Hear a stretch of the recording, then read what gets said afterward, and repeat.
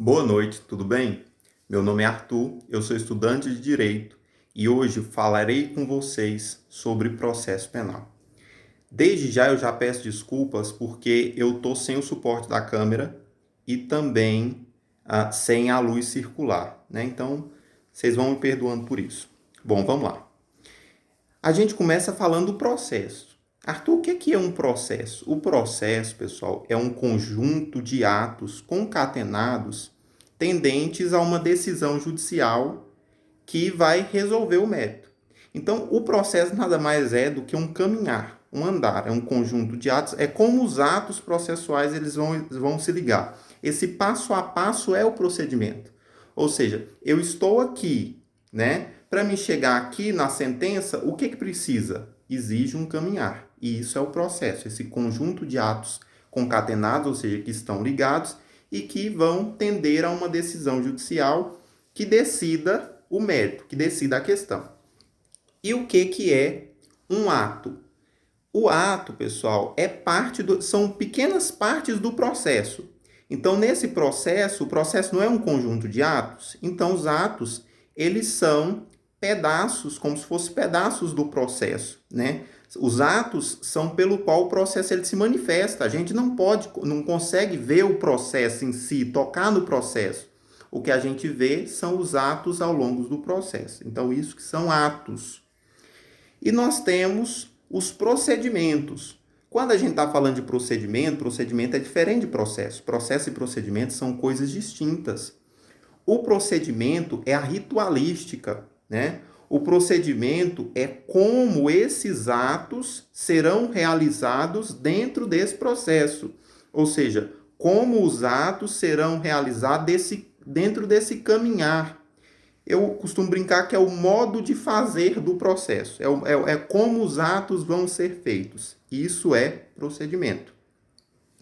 Bom, a gente tem que lembrar também que o processo é o meio pela qual o Estado vai buscar aplicar o ius puniendi, ou seja, seu direito de punir, né?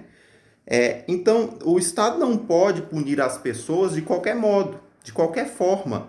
Para isso, tem o devido processo legal, né? Due process of law, devido processo legal.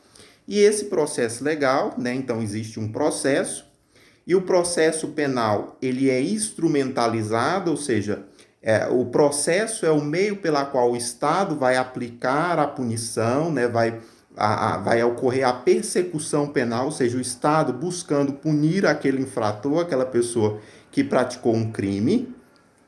E ele também, a gente tem que lembrar que o processo é o meio pela qual também o Estado vai resolver os conflitos de interesse entre os particulares. A gente tem que entender o que é jurisdição. Jurisdição nada mais é do que o poder, jurisdição é um poder, que o Estado tem de solucionar os conflitos de interesse entre os particulares, certo? Então o Estado vai lá e vai solucionar o litígio, a briga, a disputa entre os particulares. Isso é jurisdição. A gente tem outras definições de jurisdição. Jurisdição é dizer o direito no caso concreto. Mas, enfim, o que o Poder Judiciário vai fazer?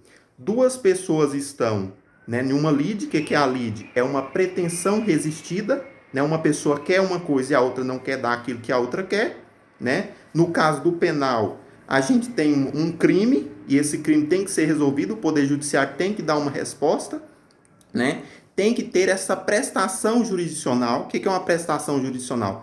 Assim como a gente sai nas ruas e tem iluminação pública, assim como as pessoas têm acesso à educação pública, assim quando a pessoa, quando ela está doente, ela vai em um hospital, nós também temos o Estado prestando esse serviço público de justiça, que é o quê? Quando as pessoas têm, né, um problema, por exemplo, um crime acontecendo, veja que existe um problema. Então, quem é que vai resolver esse problema? O Estado. Então, tá vendo que ele presta um serviço público e ele vai solucionar esse problema. Como? Aplicando pena àquele que pratica crime.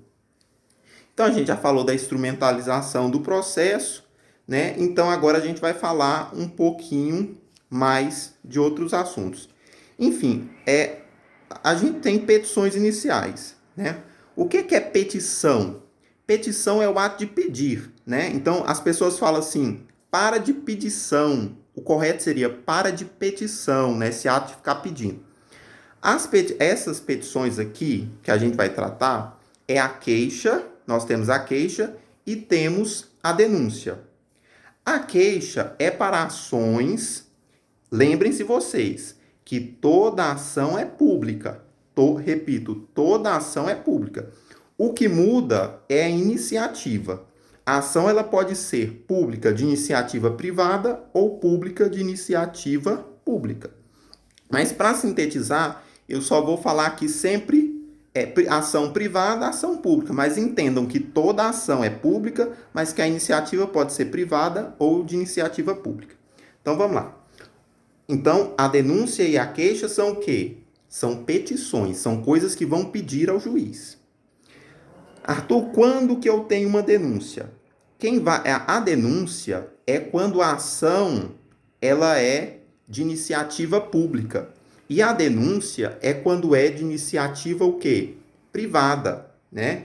Então, se a gente olhar o Código Penal, a maioria dos tipos penais, a maioria deles, eles são de ação penal pública incondicionada.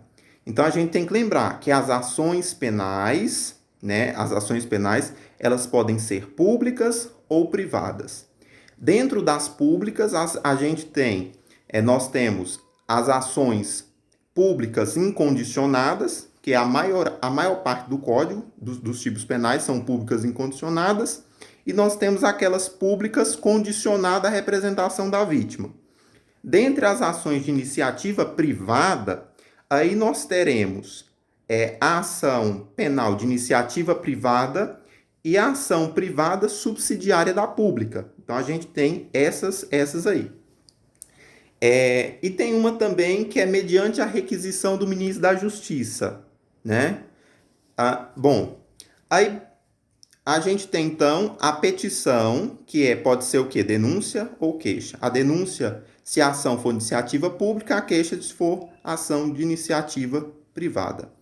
Na queixa, eu tenho o querelante, né? Que é aquela pessoa que está fazendo a queixa-crime, e eu tenho o querelado, né?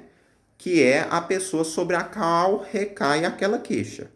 Na denúncia, eu tenho o denunciante, que é quem faz a denúncia, e o denunciado, que é a pessoa sobre a qual recai essa denúncia. E aí, pessoal, o que acontece? Essas petições elas serão enviadas ao juiz. Qual juiz? O juiz natural. Quem é o juiz natural?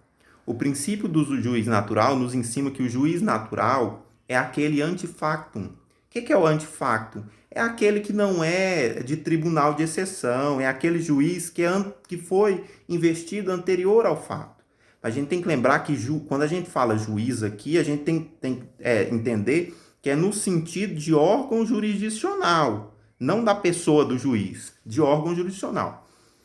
Então, foi aquele juiz que é ante factum, né, que não faz parte de um tribunal de exceção e que é o juiz competente. Então, o próprio direito, ele vai dizer qual é o juiz competente para julgar cada demanda, certo?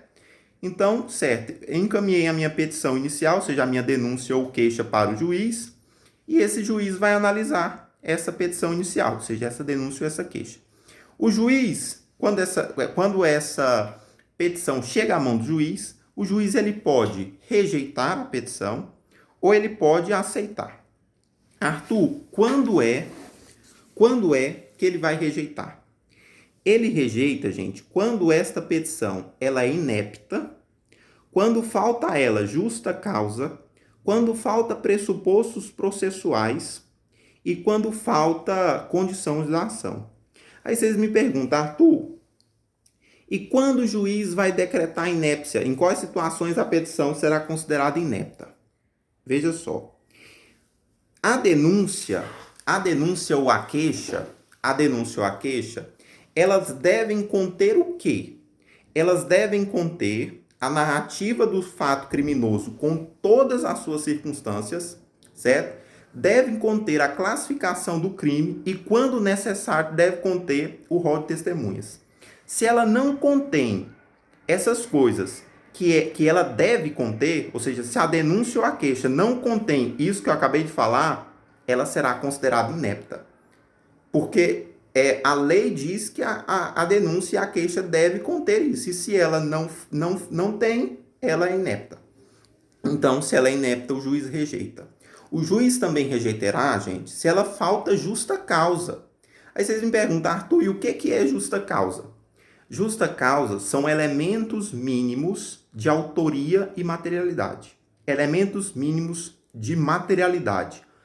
Eu tenho indícios mínimos de que o crime existe no mundo fático, no mundo fenomênico, no mundo real. Indícios de autoria. Então eu tenho indícios de que aquele crime aconteceu e de que foi aquela pessoa quem cometeu aquele crime. Então isso é justa causa. Se não tem justa causa, a denúncia ela é rejeitada. Certo?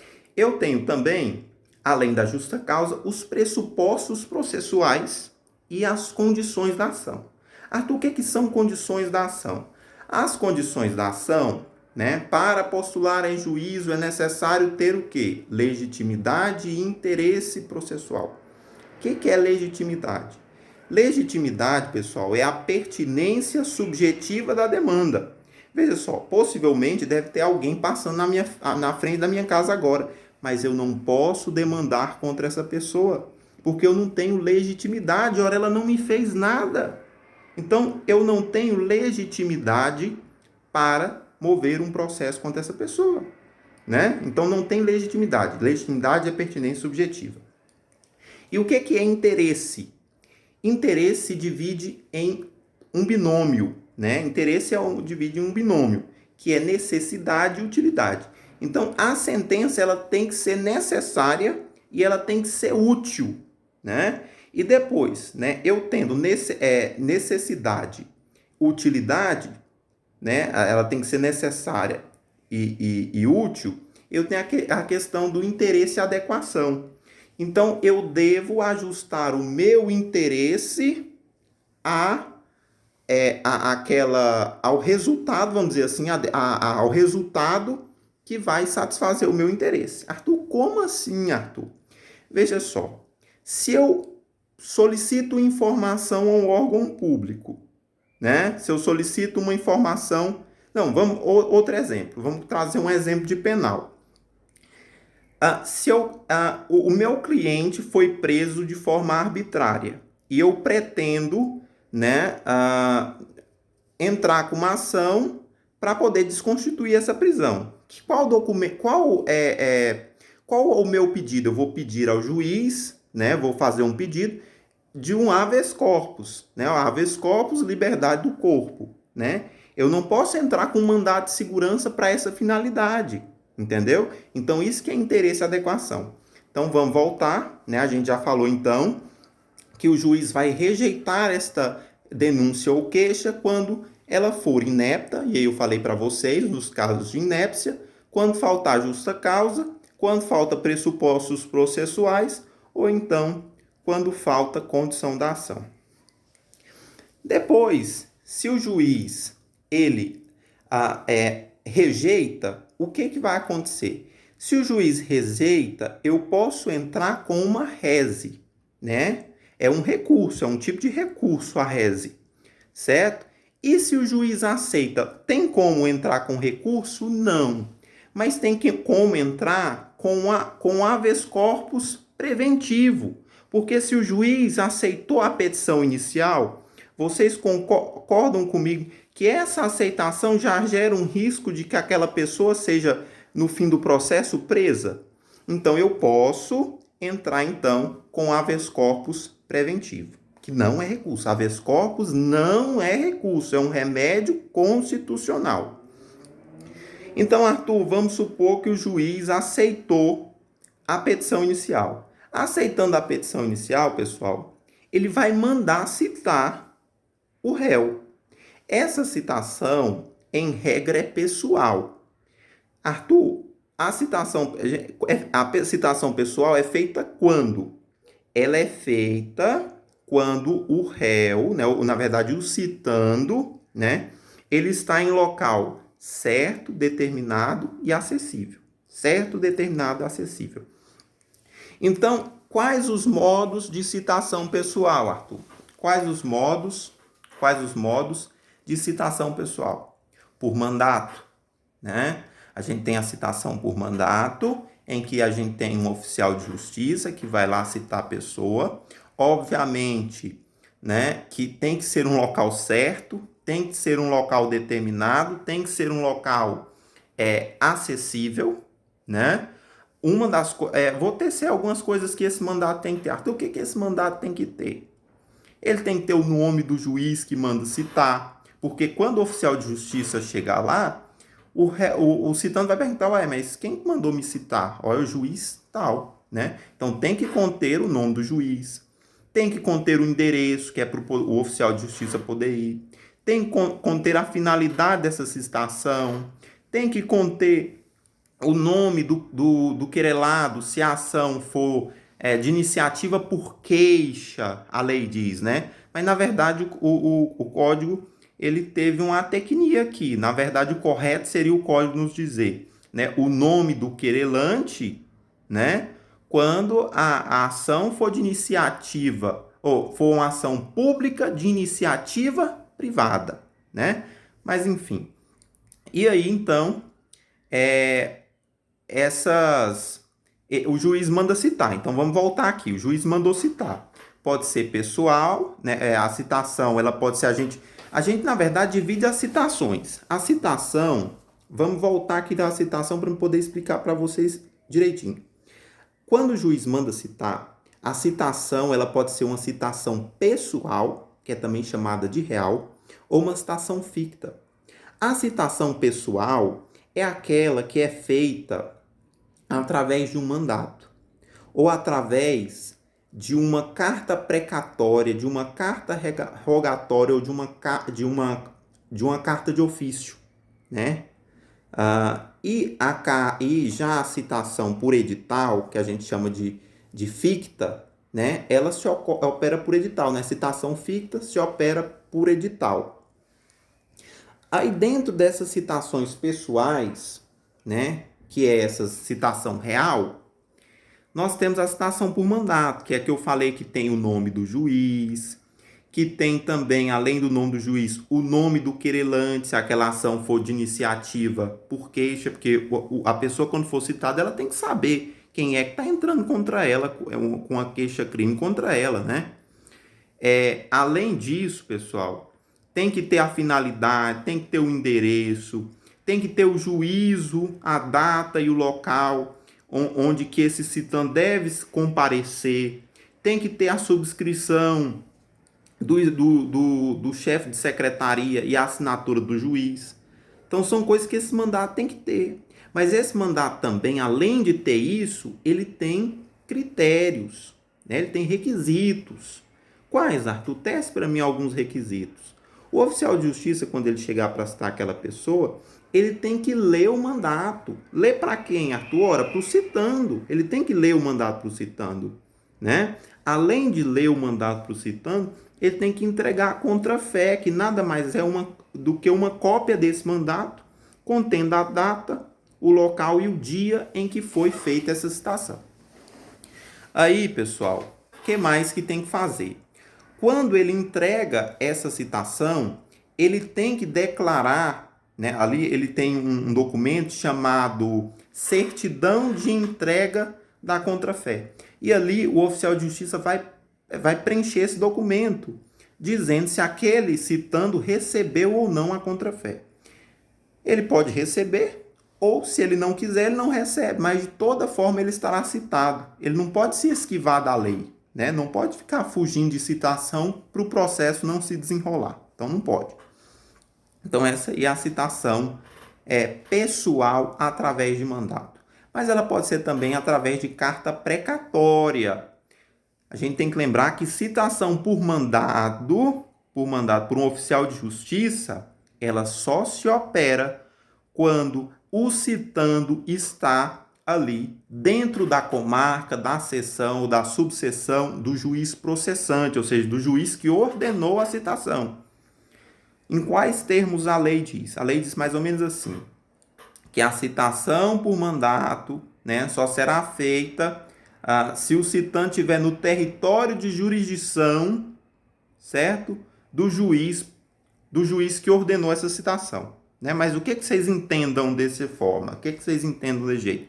Que o oficial de justiça, ele só vai citar aquela pessoa nos moldes que eu falei para vocês da citação por mandato, se a pessoa está dentro da comarca, se ela está dentro da seção ou da subseção, ou então, no mínimo, se for comarcas contíguas, comarcas próximas, vizinhas. Então, o oficial de justiça se desloca para citar essa pessoa.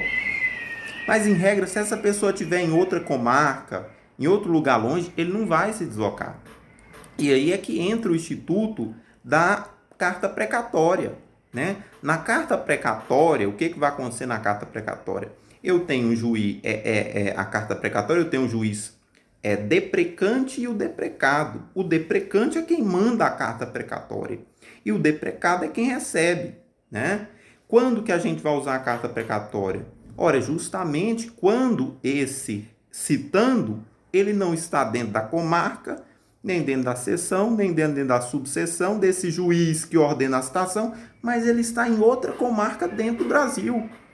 Né? Ele não está aqui em Goiânia, na comarca de Goiânia, mas ele está na comarca de Rio Verde. Então a gente vai mandar uma carta precatória, o juiz daqui de Goiânia, responsável, né, por o desenrolar daquele processo, vai mandar uma carta precatória para o juiz de Rio Verde, que é responsável lá pela comarca que engloba Rio Verde. E aí eles vão fazer a citação. Então, o oficial de justiça daqui de Goiânia não vai se deslocar até Rio Verde. Né? Vai se mandar uma carta precatória para Rio Verde. Entendeu? O que tem que conter essa carta precatória? Ora, por exemplo, deve conter o nome do juiz processante, do juiz deprecante, do deprecado, a sede do juiz deprecante, do deprecado, né? A finalidade para que serve essa citação tem que conter também. Tem que conter lá também, pessoal, a questão do local, né? do juízo do local onde que, com a data e a hora em que ele tem que se apresentar, né? Também tem que conter isso. Aí a gente tem outro modo de citação pessoal, outra forma de citação pessoal, né? A gente já falou citação pessoal, também chamada de citação real. A gente já falou por mandato, falamos por precatória, por carta rogatória. Por carta rogatória é quando a pessoa ela está, veja só, ela está em um lugar certo, determinado, mas inacessível. Ou seja, ela está fora do território brasileiro. Ou então, né? Então é essa situação. Ela está em um local certo, determinado, mas que não é acessível, que é o caso do território nacional, o território alienígena, né? O território estrangeiro. Alienígena significa estrangeiro, é um termo jurídico. Então, nesse caso, nosso oficial de justiça não pode ir até lá citar, mesmo sabendo onde que aquela pessoa reside, o local, o endereço, não pode. Então, tem que mandar uma carta rogatória para o juiz daquele país que aquela pessoa está, para que seja feita a citação. Então, a gente tem a citação por carta rogatória e a citação por carta de ordem. Citação de carta de ordem é para quem tem o quê? Foro privilegiado. Nós temos também, aí agora, já entrando na citação ficta, lembra que a gente tem a citação pessoal, também chamada de real, a gente tem a citação ficta, que é através de um edital. Quando a pessoa está em um local que está em um local certo, determinado e inacessível, de repente pode ser assim, ela está no local certo, né? Está em um local determinado, mas inacessível, de repente ela está lá em um lugar da favela em que não entra oficial de justiça, que mal a polícia entra lá. Como é que eu vou fazer para citar essa pessoa? A lei diz que a prioridade é que seja feita a citação pessoal, mas é impossível mandar um oficial de justiça lá, então faça por edital. Ou então eu vou fazer por edital, que essa é a regra, quando a pessoa estiver em local incerto, indeterminado. Eu não sei onde que ele está. Eu não sei. Arthur, então, tranquilo. Uma ressalva que eu vou fazer. Lá nas citações pessoais, gente, tem momentos que o citando, ele esconde da justiça. Ele não quer ser citado, ele esconde. Nesta hora eu entro com a citação por hora certa, né? E aí a citação por hora certa é o seguinte: o oficial de justiça tem que ir a primeira vez tentar citar pessoalmente. Vai a segunda vez, tenta citar pessoalmente. Se for infrutífera, ou seja, se ele não consegue, vai a primeira, vai a segunda e não consegue, ele vai lá, né, e notifica, ó, daqui a tantos dias eu estarei aqui de volta. Né? E veja que ele tem suspeita de que o citando está se escondendo. Então ele avisa, seja para parente, seja para vizinho, ó, dia tal eu vou estar aqui. Vocês avisa o citando, porque se ele não estiver aqui, ele vai ser considerado citado. E aí, gente, na terceira vez, esse oficial de justiça se desloca mais uma vez. Se essa pessoa estiver lá, o citando estiver lá, ele faz a citação pessoal. E se ele não tiver, ele realiza a citação por hora certa. Então, essa pessoa será considerada citada. O que é que a gente tem que entender? A principal diferença. Então é isso, aqui é isso. Eu ia falar uma coisa para vocês, mas eu lembrei que é de processo civil e não de processo penal. Tem hora que a gente confunde, mas por aqui tudo bem. Então, a gente falou então das citações. Então, vamos voltar lá no início. A pessoa manda uma petição inicial. Ela pode ser denúncia ou ela pode ser queixa. Ela vai ser denúncia quando ela for ação penal pública de iniciativa pública. Ela será queixa quando for de ação penal pública. A ação penal é pública, mas de iniciativa privada. O juiz ele pode receber ou rejeitar. Quando que ele rejeita? Ele rejeita por inépcia, por falta de justa causa, falta de pressuposto processual ou falta de condições da ação. Se ele aceita, eu posso entrar com habeas corpus. Habeas corpus não é recurso, é um remédio constitucional. Se ele rejeita, eu entro com rese, né? Se o juiz citou, a citação foi uma citação válida, o que vai acontecer? Eu tenho um instituto agora muito importante. Resposta escrita à acusação. Resposta escrita à acusação. Então, o réu agora, sendo citado, ele vai responder à acusação. Uai, a pessoa fez uma queixa, está me acusando. Aqui, ó, vou responder agora. Ora, se fizeram uma denúncia contra mim, agora eu vou responder. Então, depois que ele é citado, ele agora vai responder. Resposta escrita à acusação. Arthur, nessa resposta escrita à acusação, o que vai conter? Eu vou colocar na resposta escrita à acusação as preliminares, gente. Vou colocar as preliminares. Arthur, como assim preliminares? O que é preliminares? Gente, preliminares são defeitos. Preliminares são defeitos. Defeitos de ordem processual, certo? Defeitos de ordem processual, ou até, de repente, do inquérito policial. O que a gente tem que entender? Que, em regra, os vícios do inquérito policial não contaminam o processo. Os vícios do inquérito policial não contaminam o processo. Regra. Exceção, eles podem contaminar.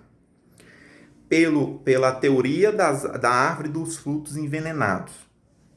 A gente sabe, pessoal, que quando o Ministério Público vai oferecer a denúncia, ele tem que ter elementos mínimos de autoria e de materialidade que sustentem o oferecimento dessa denúncia.